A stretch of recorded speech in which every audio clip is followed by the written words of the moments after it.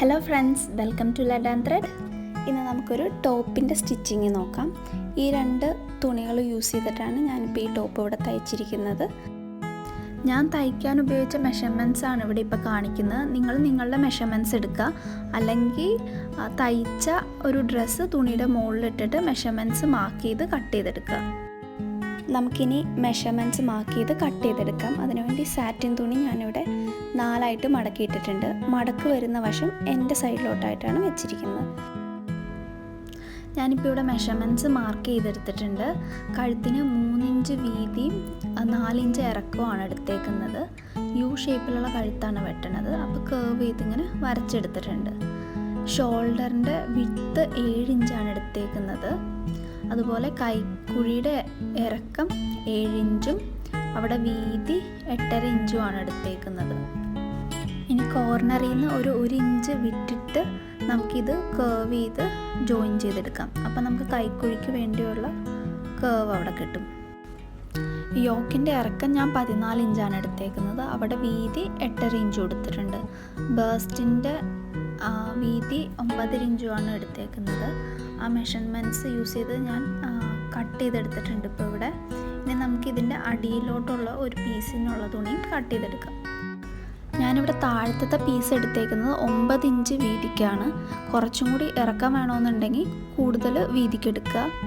ഇതിൻ്റെ നീളം നമ്മൾ യോക്കിൻ്റെ അരവണ്ണം എടുത്തതിനേക്കാളും കൂടുതൽ എടുക്കണം. കാരണം നമ്മൾ ഞൊറിയിട്ട് എടുക്കുന്നുണ്ട്. അപ്പോൾ ചെറിയ ഞൊറിയൊക്കെ ആണെങ്കിൽ അതിനനുസരിച്ച് എടുത്താൽ മതി. ഇനി നമുക്ക് കൈ കട്ട് ചെയ്തെടുക്കാം. അതിനുവേണ്ടി ഞാൻ 2 പീസ് തുണിയെടുത്ത് ഇങ്ങനെ മടക്കി ഇട്ടിട്ടുണ്ട്. മടക്ക് വരുന്ന വശം നമ്മുടെ സൈഡിലോട്ടായിട്ട് വെക്കണം.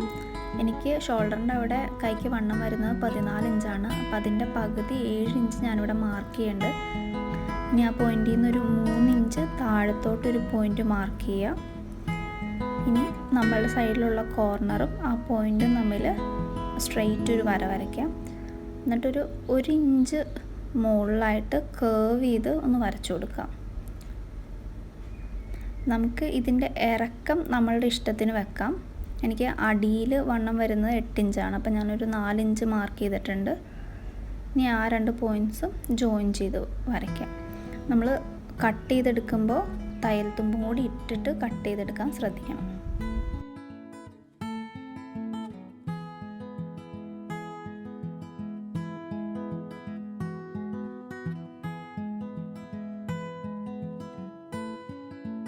നെറ്റിൻ്റെ തുണി ഞാൻ ഇതുപോലെ തന്നെ കട്ട് ചെയ്തെടുത്തിട്ടുണ്ട്. നെറ്റിൻ്റെ തുണിക്ക് ഞാൻ സാറ്റിൻ തുണീനേക്കാൾ ഒരു 2 ഇഞ്ച് ഇറക്കം കൂടുതലാണ് എടുത്തിരിക്കുന്നത്. കഴുത്ത് തയ്ക്കുമ്പോൾ അതിൻ്റെ അടിയിലായിട്ട് വെച്ച് അടിച്ച് മറിക്കാൻ വേണ്ടി ഞാൻ വേറൊരു തുണിയിൽ നിന്ന് ഒരു കഷ്ണം യു ഷേപ്പിൽ മുറിച്ചെടുക്കുന്നുണ്ട്.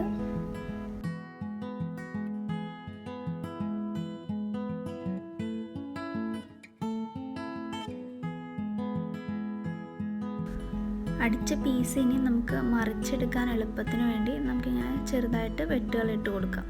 ഞാനിപ്പോൾ ഫ്രണ്ടിലത്തെയും ബാക്കിലത്തെയും കഴുത്ത് ഒരേപോലെ തന്നെയാണ് വെട്ടിയേക്കുന്നത്. എനിക്ക് തലയിൽ കൂടെ കിടക്കാൻ ഇത് ഓക്കെ ആയതുകൊണ്ട് ഞാൻ ബാക്കിൽ കൊളുത്തൊന്നും വെച്ച് കൊടുക്കുന്നില്ല.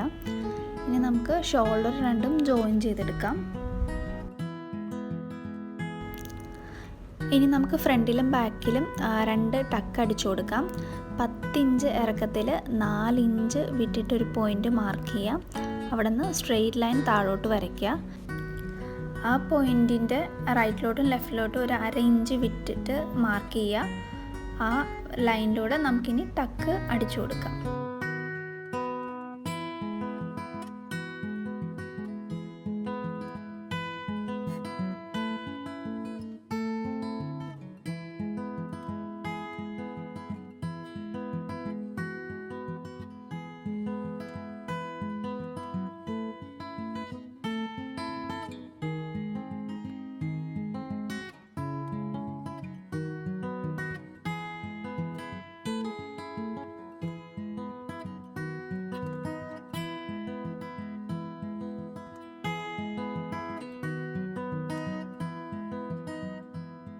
ഇനി നമുക്ക് കൈ അറ്റാച്ച് ചെയ്യാം. അതിനുവേണ്ടി സെപ്പറേറ്റ് ആയിട്ട് നെറ്റിൻ്റെയും സാറ്റിൻ തുണിയുടെയും അടിവശം മടക്കി അടിച്ചെടുക്കാം. നമ്മൾ കൈ വെട്ടിയെടുത്തതിൻ്റെ സെൻറ്റർ പോയിൻ്റ് നമ്മൾ ഷോൾഡറിൻ്റെ അവിടെ കറക്റ്റായിട്ട് വെക്കുക. എന്നിട്ട് അവിടെ നിന്ന് 2 സൈഡിലോട്ടായിട്ട് തയ്ക്കുക. ഞാനിപ്പോൾ ഇവിടെ ഒരു പിന്ന് കുത്തി കൊടുക്കുന്നുണ്ട് മാറിപ്പോകാതിരിക്കാൻ വേണ്ടി.